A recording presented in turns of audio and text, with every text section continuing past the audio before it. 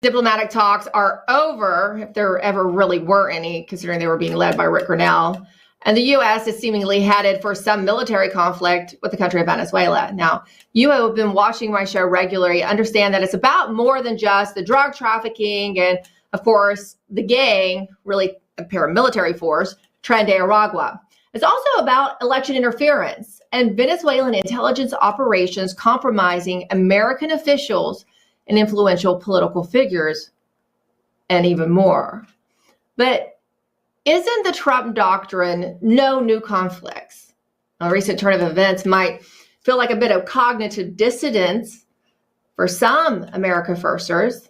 The president's military response to the nefarious actions on the part of Venezuela is not popular with everyone, such as Colonel Doug Macgregor, who joined us yesterday to explain his position about the current Trump administration posture towards Venezuela. Watch. Is the Trump administration justified in this action, Colonel Macgregor, in Venezuela? No, I don't think there's any pressing need for us to invade or attack Venezuela at all. But we have to go back and look at his actions to this point. He's just suspended diplomatic relations with Venezuela, which is usually a signal of some sort of impending military action.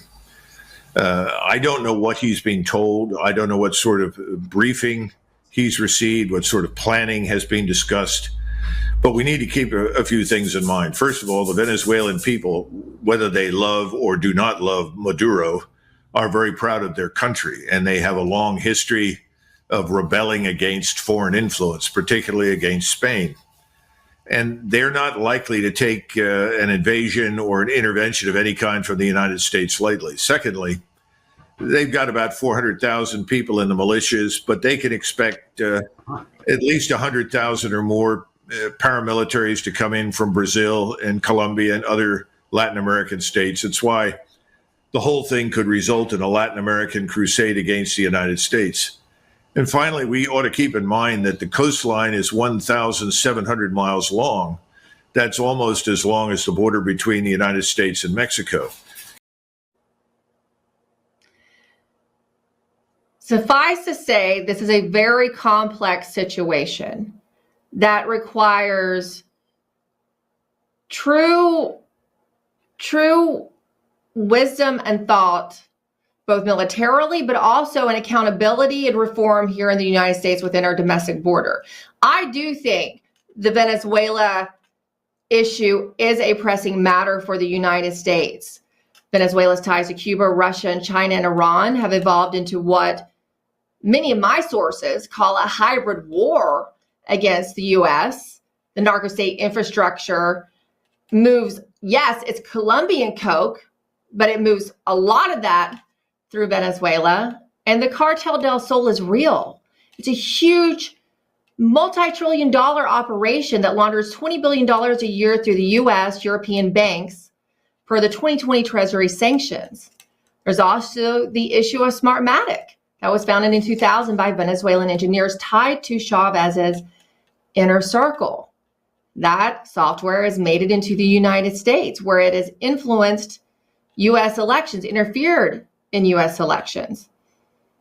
But here's what I would say. The military showing will be all for naught. Regime change in Venezuela, which we don't like regime change in the America First movement, but if that's the way we're going, it will be all for naught if we don't take care of the problems caused by Venezuela and its associates right here in the United States, stateside, okay? The military actions will not matter if we do not get rid of electronic voting machines, electronic voting software, and go to paper ballots.